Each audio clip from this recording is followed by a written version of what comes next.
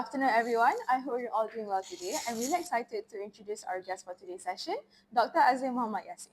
Dr. Azlin is a senior medical lecturer at the Faculty of Medicine, Universiti Kebangsaan, Malaysia, and has served as the head of Department of Parasitology and Medical Entomology from 2017 to 2021. Over the years, she has dedicated her career to teaching undergraduate and graduate students, conducting research focused on public health, rural areas, and infectious diseases, and contributing to administrative roles such as curriculum design and modular level management. So she began her academic journey by earning her Bachelor of Medicine, Bachelor of Surgery, and Bachelor of Obstetrics from the National University of Ireland, Galway, between 1995 and 2000. After that, she furthered her education by pursuing a Master of Public Health in Tropical Medicine from the University of Queensland between 2005 and 2007. Dr. Azlin is also a renowned consultant parasitologist for diagnostic laboratory services in Malaysia, specializing in intestinal and tissue parasites, and her research has led her to numerous publications in international journals, and she has authored several books on parasitic infections and also tropical health. And today we're very excited to talk with Dr. Azlin about her journey, what led her to pursue a career in medicine, and also in her specialization field, and as well as her experiences shaping her career. And today we'll also be exploring her insights on parasitic infections and the challenges in this field. So let's give a warm welcome to Dr. Azlin Muhammad. Oh, thank you very much. Thank you very much for inviting me. Yes, we are very glad to have you today. Okay. So for the first question that we have for you is, Dr. Azlin, what initially inspired you to pursue a career in medicine, and what led you to specialize in parasitology? Okay. To answer the first question, it's actually accidental in a way, right? So to be honest, I don't really think about becoming a doctor because I was preparing for a international baccalaureate program for architecture in France at that time. And then suddenly, my elder brother, who was practicing housemanship, decided to drop medicine.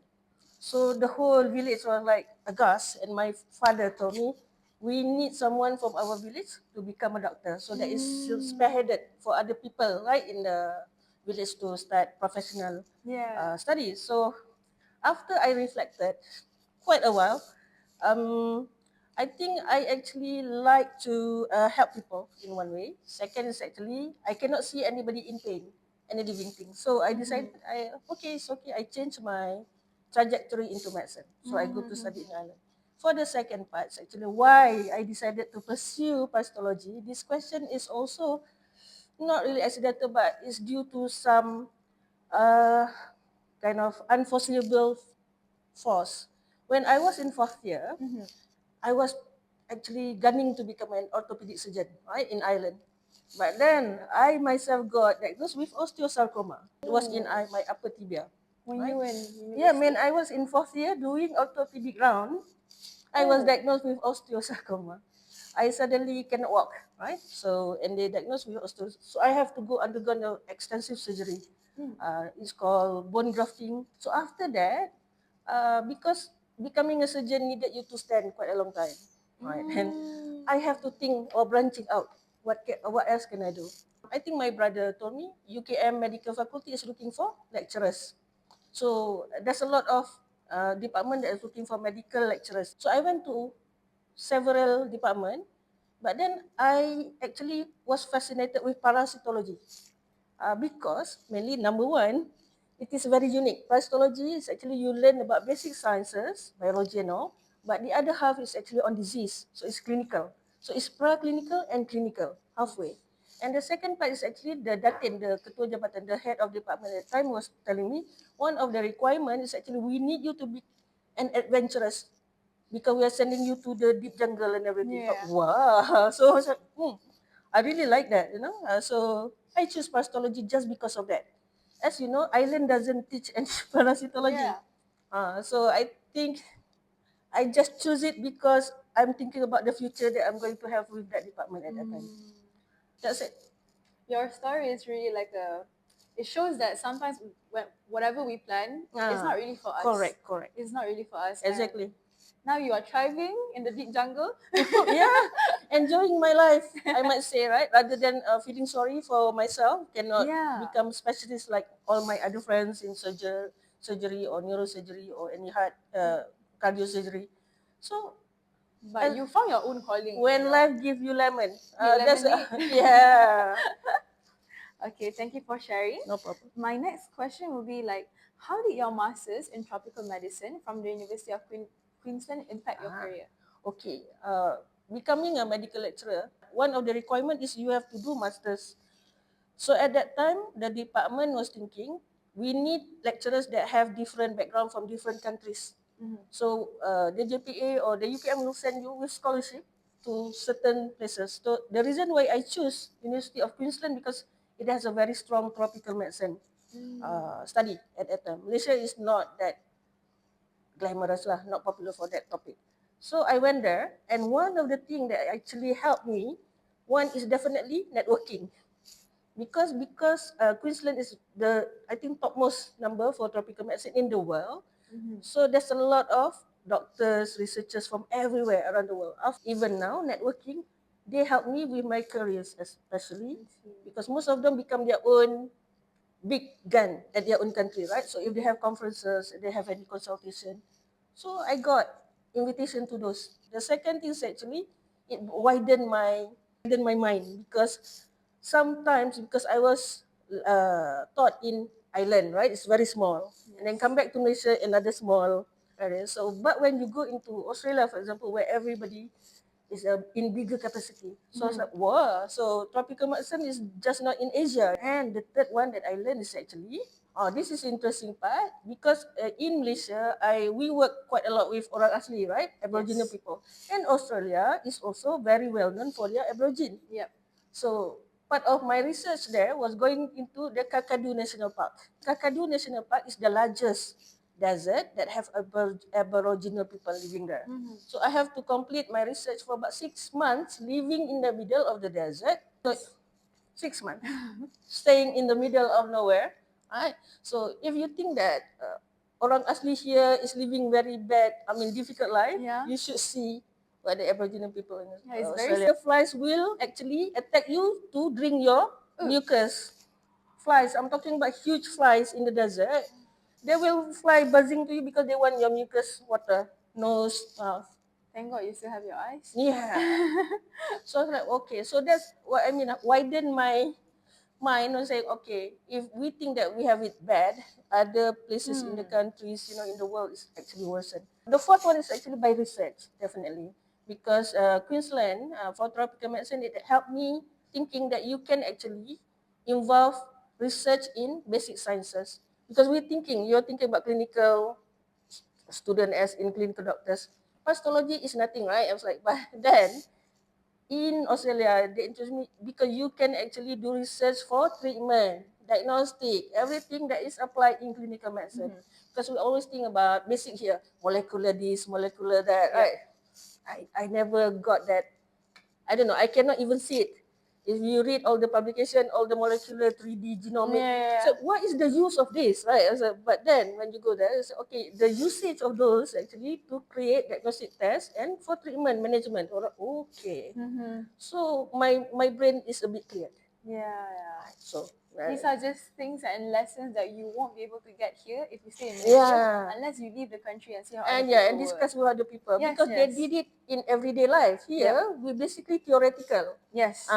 So for the next question will be, what are the major differences between practicing as a medical doctor and working in parasitology? Yes, interesting. There's a lot of people asking me this.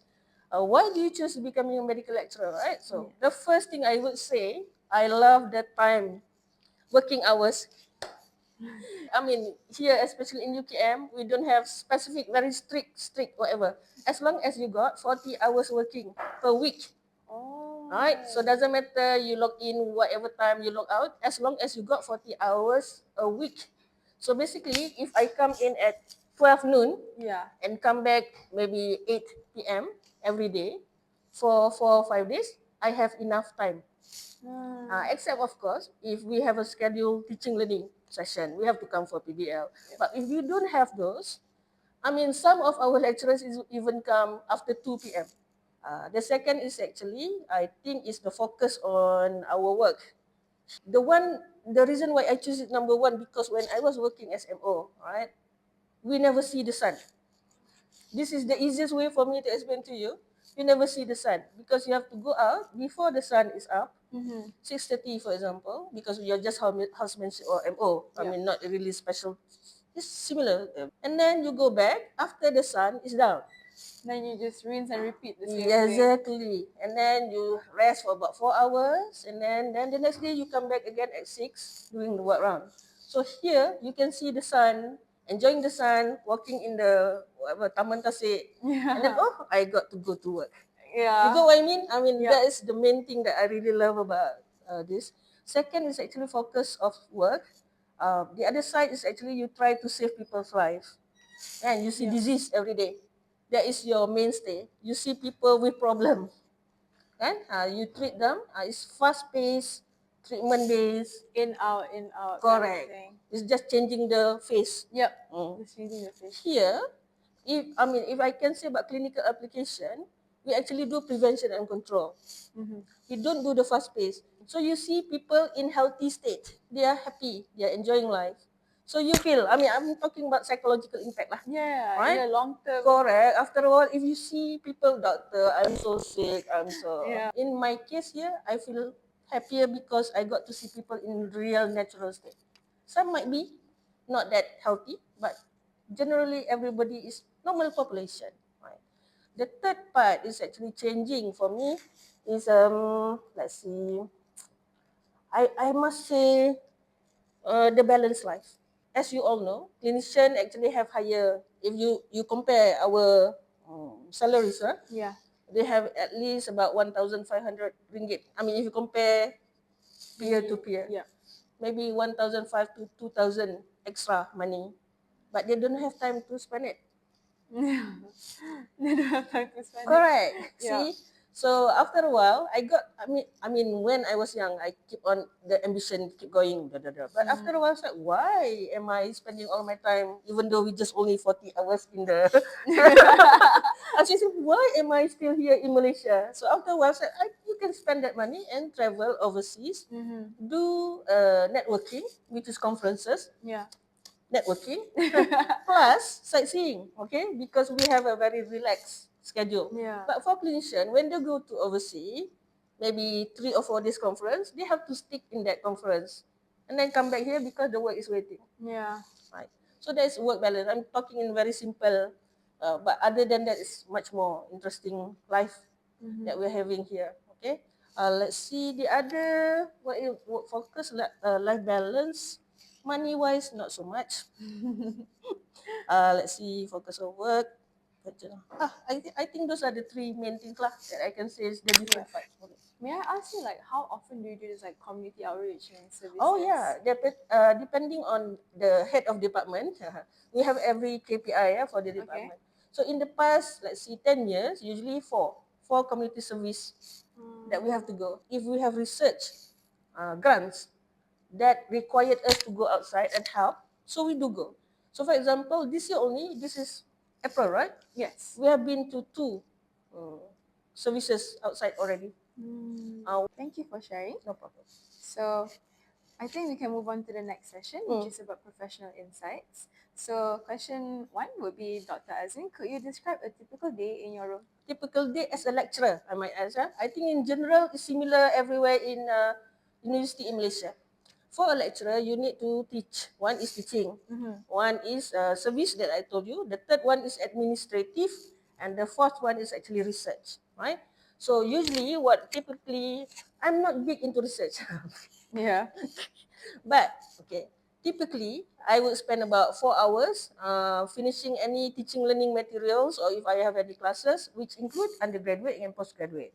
Second one, after resting a bit, having my coffee, whatever, and then I would focus on a little bit on research, which is journal publication lah, because that's our KPI, and maybe proposal. And maybe networking, calling somebody, my friend, do you have any grant that I can join, or do you have any student or something like that. That is 2 hours. 4, 6. Can remember we need at least 8 hours per day. So another 2 hours sometimes. Depending if we have service, okay. I especially, because I teach Dr. Pathologists in the Malaysia, let's say every day, some of them would consult me by phone for diagnostic. So that I consider that as service lah. Diagnosis, maybe discussion on whatever they send me, photo, microscopic, whatever.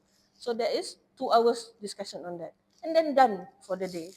It's interesting how like technology and having devices has made it capable for you to do diagnostic work Correct. just in your office instead Correct. of going to other labs. Exactly. And And now all. we are going into AI, right? Yeah. Much more. But okay, AI in parasitology is still in the beginning because they cannot detect.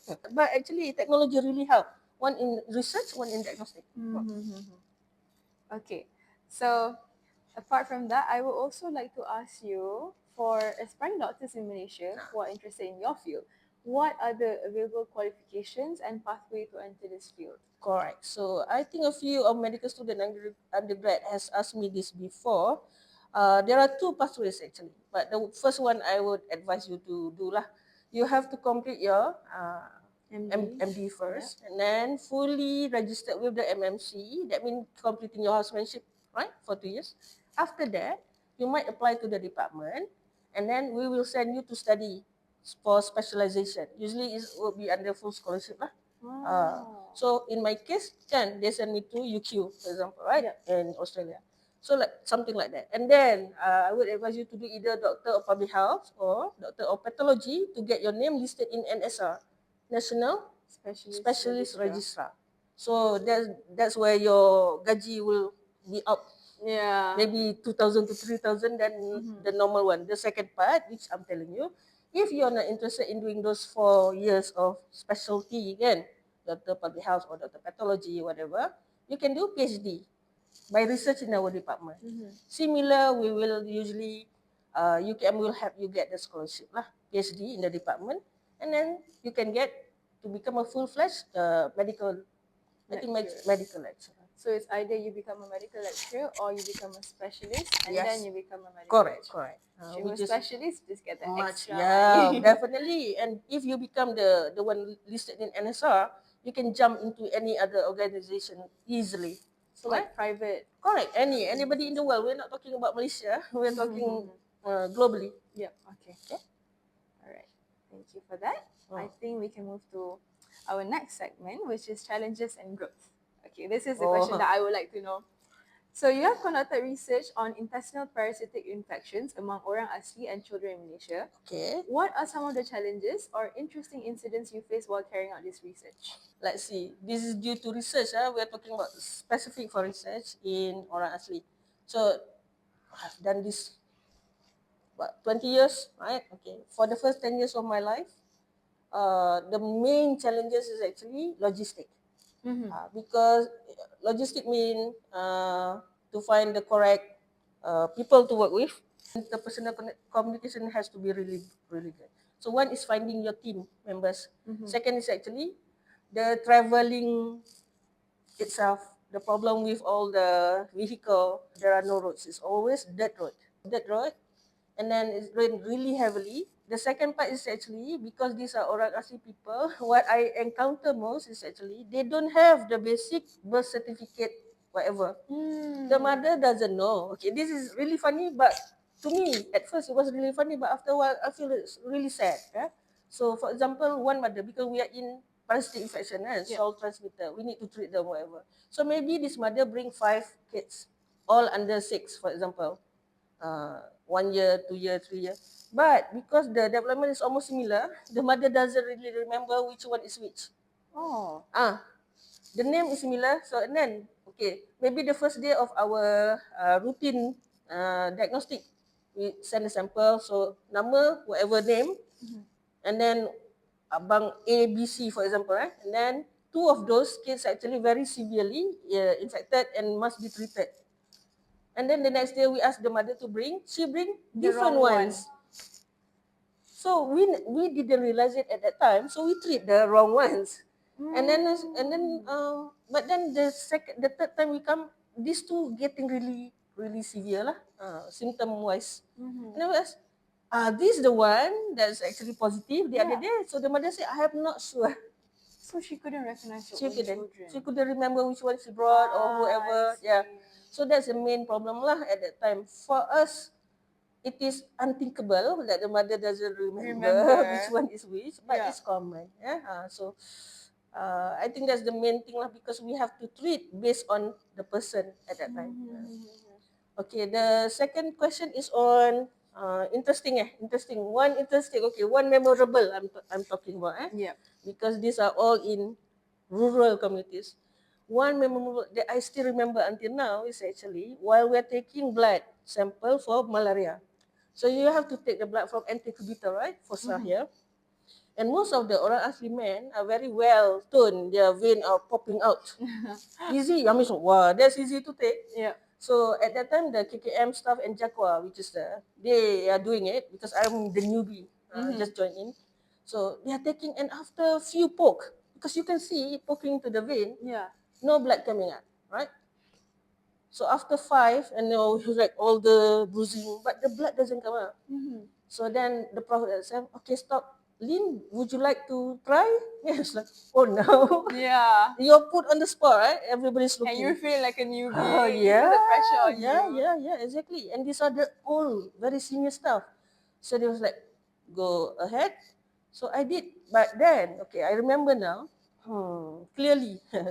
So I said, okay, Pakcik, right, I need your blood for malaria. We have to detect a certain parasite in your blood. And then the uncle smiled, okay, dia kata. So I poked, Terus. correct. And I was like, okay, thank you very much. And then, wow, right? But later I found out, basically, some of the Orang Asli, even maybe in general, many of them, actually have the ability to stop their blood from flowing. Oh. Scientifically unknown, but they can do it. That is Scary, scary, but so interesting. cool. So, and then after a while, I met a lot in different villages. So I found out, basically, they have this ability because they are living in jungle. There is no healthcare from a long time ago. So if they actually injured themselves, they can actually stop the blood from bleeding out. So I was really thankful because I remember our basic clinical ethics. Yeah, it saved you. So next time I have a clinical science session. So please with remember. an SP. Hi, my name is Yes, Julia. please. You have to say it as it is. My name. Sorry. Kan first is sorry. I really need this for this. Is it okay? And Yeah. so that's the one thing that is memorable until now. That's an amazing share. Thank you so much No, for no that. worries. Okay, and now we are on to our last segment, which is fun to know. So Yeah, okay. we would all like to know what is the most interesting parasite or insect you have ever encountered in your career. I think up to it changed my mind during the PKP, during the lockdown. The one parasite that I actually respect is Strongyloides stocharalis. It is one of the parasite. It's the smallest helminth that infect human. It's really small, the smallest, and it can live free living. That means they didn't really need us. So they are also opportunistic. But the reason why I respect them so much, because they can actually infect human, especially the immunocompromised. During the PKP, can the COVID one reduce your immune system? Yes. So they can kill human in less than 48 hours. Mortality rate in Malaysia is more than 90%. That is dangerous. Very dangerous. And very small. The smallest, but the strongest. That's why maybe the name is strong. but that's the thing. That's the one parasite. I mean, I respect it. That means when we diagnose it, you have to really, really immediately call the ward for treatment straight away. So, what's the usual reservoir for this parasite? Human.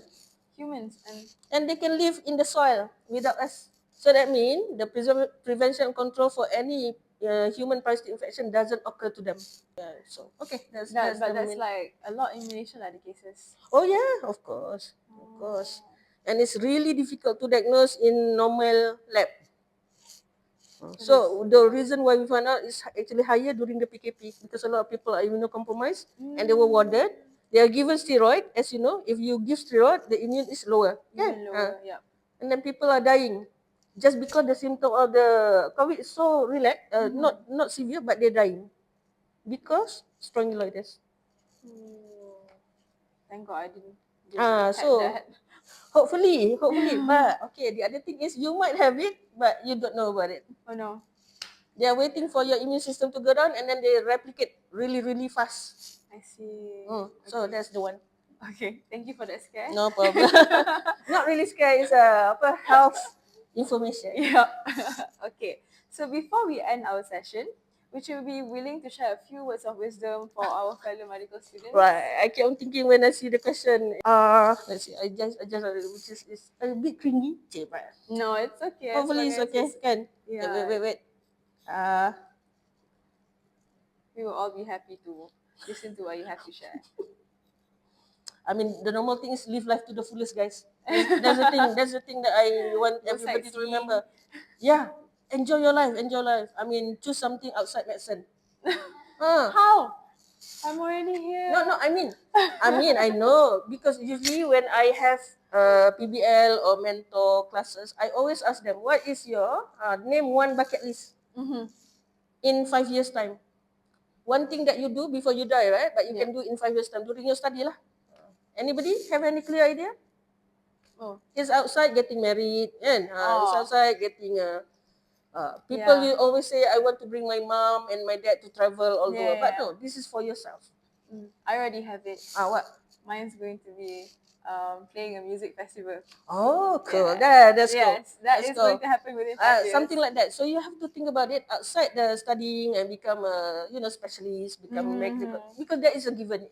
I guarantee you, you become a medical doctor. But you have to find other than that in your life that is outside medical. I think that's a very important reminder because a lot of us like conflate our identity with our studies. Correct, and a lot of our guys. self-worth revolves around that. Correct.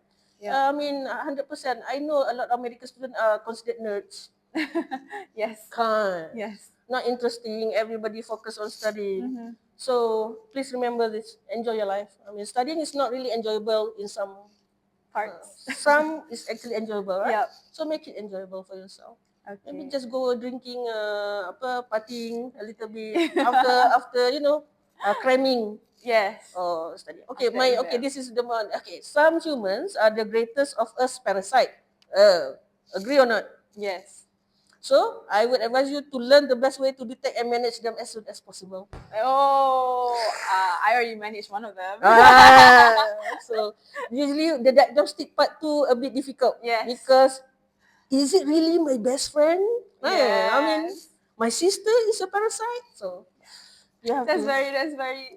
I like the wordplay, and I think it's very important. Okay, that's all. That's my wisdom for today. Thank you so much. We would like to extend our heartfelt gratitude to Dr. Azlin for graciously taking the time to join us for this interview. It was truly a pleasure to hear her invaluable insights and experiences, and her wisdom and passion have been both inspiring and enlightening.